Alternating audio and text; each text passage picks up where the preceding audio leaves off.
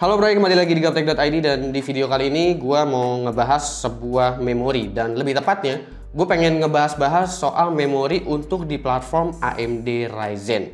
Karena yang kita tahu bahwa di AMD Ryzen itu platformnya banyak yang bilang katanya kurang optimal untuk bagian memorinya, susah untuk dapat memori dengan frekuensi tinggi. Kira-kira bisa nggak sih di platform Ryzen itu pakai memori di DDR4 4000 MHz gitu atau di atas 3200 MHz. Maka dari itu gue pengen bahas di video kali ini. Soalnya ini memang fakta bahwa kalau di platformnya AMD Ryzen itu permasalahan yang namanya memori RAM selalu ada dari zamannya Ryzen generasi pertama. Ryzen generasi pertama itu untuk memori masih pilih-pilih soal IC. Biasanya kalau IC-nya nggak bidai, dia nggak mau jalan di 3000 atau 3200 MHz. Di generasi kedua udah lumayan improve. Banyak memori yang udah bisa jalan di 3000 atau 2933 atau di 3200 MHz. Dan di generasi ketiga itu sebenarnya udah mulai improve lagi. Pertanyaannya adalah apakah di platform Ryzen ini udah pasti platformnya itu akan jalan lebih kenceng ketika kita menggunakan memori dengan rating frekuensi yang tinggi juga. Contohnya seperti DDR4 4000 MHz. Nah, untuk jawabannya, kebetulan gue udah ada kit memori dari T-Force, yaitu T-Force Extreme ARGB. Extreme di sini gue nggak salah tulis ya, memang tulisannya itu adalah Extreme XTREEM. Jadi memang bukan typo di sini. Nah, untuk kit yang ada di gua ini adalah dengan rating XMP DDR4 4000 MHz di CL18. Tim Group sebenarnya punya beberapa varian sih untuk T-Force Extreme ARGB ini. Ada yang mulai dari 3200 MHz, 3600 MHz CL14, habis itu juga ada yang DDR4 4000 MHz CL18 seperti yang gue pegang ini. Gue juga cukup salut dengan T-Force karena dia berani kasih di 1,35 volt aja untuk di rating 4000 MHz CL18-nya ini. Nah, kalau kita ngomongin soal desain, T-Force Extreme ARGB ini menggunakan desain mirror finishing yang dimana di sini memang bentuknya mirip-mirip seperti kaca dan ini di bagian sisi kanan kirinya sampai sisi atasnya itu hampir full RGB semua kecuali list yang ada di sini. Jadi memang ini cukup unik ya untuk desain LED-nya yang dimana biasanya kita ngelihat itu untuk memori RAM rata-rata LED-nya itu cuma strip aja di bagian atas, tapi kali ini jauh lebih estetik lah. Kelebihannya lagi karena ini ARGB jadi spektrum warnanya itu juga lebih luas ya. Jadi kalau misalkan motherboard kalian udah menggunakan atau udah support yang namanya ARGB, kalian juga udah bisa mengatur warnanya di sini dan spektrumnya itu jauh lebih luas daripada RGB yang biasa. Tapi kalau misalkan motherboard kalian belum mendukung ARGB itu nggak bisa disetting karena T-Force juga nggak ada utilities atau software khusus untuk mengatur RGB-nya. Jadi ini hanya sinkron ke motherboard kalian seperti Polychrome RGB-nya ASRock, habis itu Aura Sync-nya ROG atau Asus, habis itu Mystic Light punya MSI dan juga RGB Fusion punya Aorus atau Gigabyte. Kekurangan dari mirror design seperti ini sebenarnya RAM-nya itu jadi gampang fingerprint magnet kalau kita lagi ngerakit PC. Jadi harus sering-sering dibersihin juga karena nanti jadi suka banyak flek-flek yang susah dibersihin gitu. Jadi kalau bisa seminggu sekali dilap dah gitu. Kalau misalkan memang ruangannya itu gampang berdebu gitu. Karena gua aja di sini udah lumayan banyak fingerprint magnetnya karena gua udah cukup lama sebenarnya pakai RAM ini. Oke, lalu kita bahas soal kit memorinya ini yang ada di gua. Kit yang ada di gua ini adalah versi 16 GB dual channel, jadi 2x8 GB. Untuk SPD memorinya yang terdeteksi oleh Typhoon Burner itu adalah 2133 MHz atau 2400 MHz. Jadi kalau kalian nggak setting XMP-nya itu jadi enable atau jadi on, itu otomatis jalannya jadi 2133 atau 2400 MHz. Jadi jangan salahin RAM-nya. Kalau misalkan RAM-nya itu nggak jalan di DDR4 4000 MHz karena bukan RAM-nya yang rusak, tapi Anda yang rusak ya. Makanya kalau misalkan beli kit memori yang udah ada rating XMP-nya, aktifin XMP-nya kalau memang mau jalan sesuai rating. Nah, karena ini ratingnya cukup tinggi, yaitu di DDR4 4000 MHz dengan timing 18, 20, 20, 20, 42. Maka dari itu, gue ingetin sekali lagi bahwa mungkin nggak semua motherboard itu bisa jalanin rating XMP ini. Karena rating XMP itu bukan berarti dia udah pasti bisa jalan juga.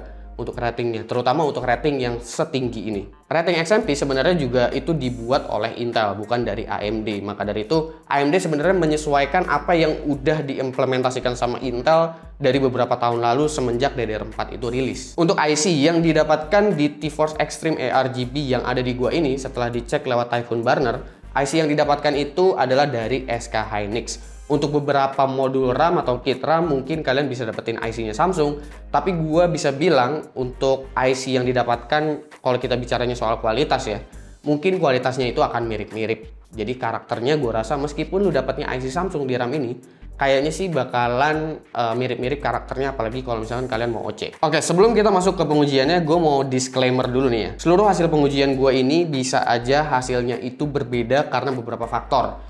Pertama itu karena motherboardnya yang berbeda.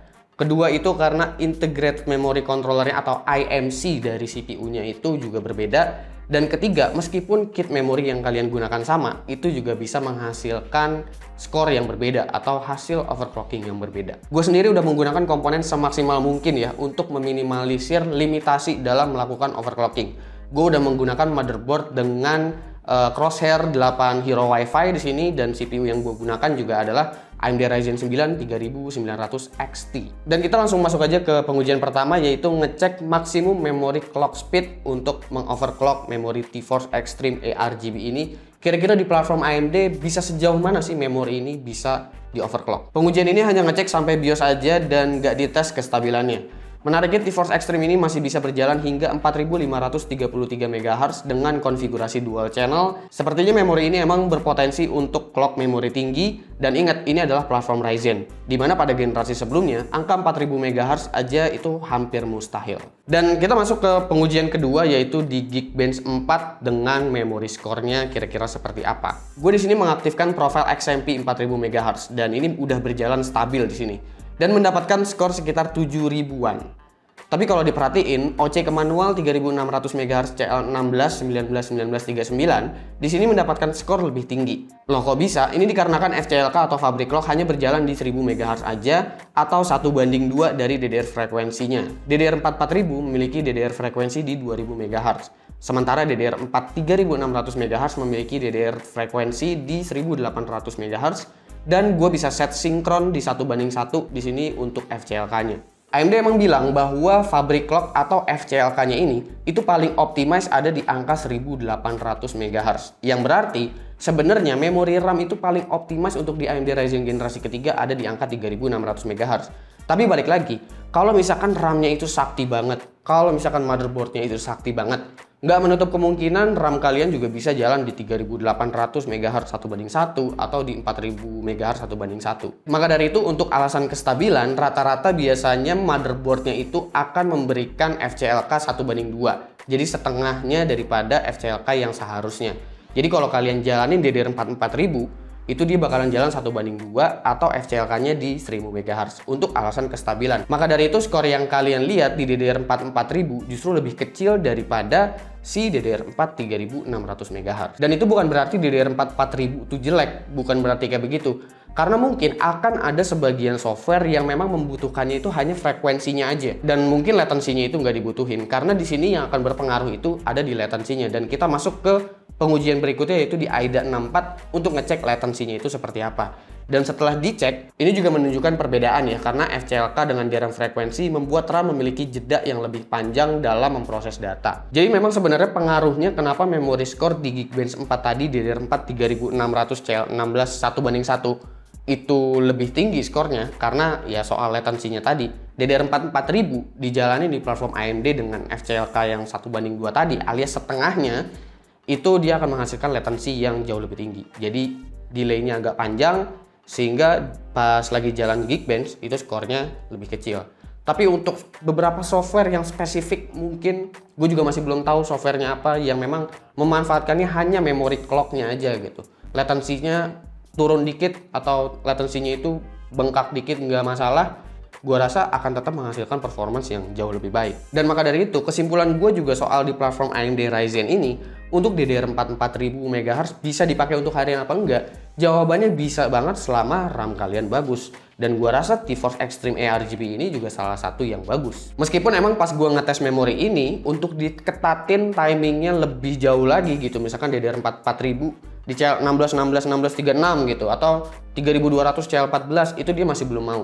Entah ini IC-nya memang yang gua dapetin agak-agak gimana, atau memang karakter dari memorinya dari TeForce Extreme ARGB ini memang lebih ngejar frekuensi daripada timing. Tapi yang pasti kemampuan RAM untuk platform AMD Ryzen itu gue bisa bilang paling optimal memang ada di angka 3600 MHz 1:1 atau FCLK 1800 MHz. Beberapa kit memori tentu bisa jalan 3800 MHz 1:1, dan kalau misalkan motherboard kalian imba parah, abis itu memori kit kalian juga imba parah, mungkin motherboard yang fokusnya itu untuk overclocking memori seperti Crosshair 8 Impact yang punya 2 DIMM, tapi memang 2 DIMM-nya gara-gara fokusnya untuk overclocking memori, gua rasa 4000 MHz 1:1 juga nggak menutup kemungkinan bisa dijalanin.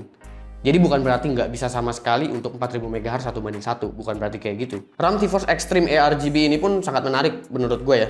Mengingat di platform Ryzen, ini bisa boot ke 4533 MHz di dual channel. Dan ini belum menggunakan metode extreme overclocking loh. Ini juga menunjukkan potensi AMD Ryzen ke depan yang mungkin di generasi berikutnya DDR4 4000 adalah sesuatu yang mudah dan gua rasa akan dioptimize lagi nanti. Jadi menurut kalian gimana? Apakah kalian udah cukup tercerahkan soal informasi memori di platform AMD Ryzen? Khususnya lebih tepatnya mungkin di AMD Ryzen generasi ketiga kali ya. Dan kalian juga nunjukin performance dari TeForce Extreme ARGB ini seperti apa. Kira-kira menurut kalian, apakah kalian tertarik dengan memori ini? Apakah kalian udah tercerahkan? Untuk informasi soal memori, silahkan kalian komen di bawah dan kasih pendapat kalian masing-masing. Terserah mau komen apa, silahkan komen aja. Jangan lupa like, share, dan subscribe jika video ini menarik buat kalian. Follow sosial media gue kalau lu kepo sama apa yang ada di balik layar Gaptek. Gue Subki dan seperti biasa sampai jumpa di lain kesempatan.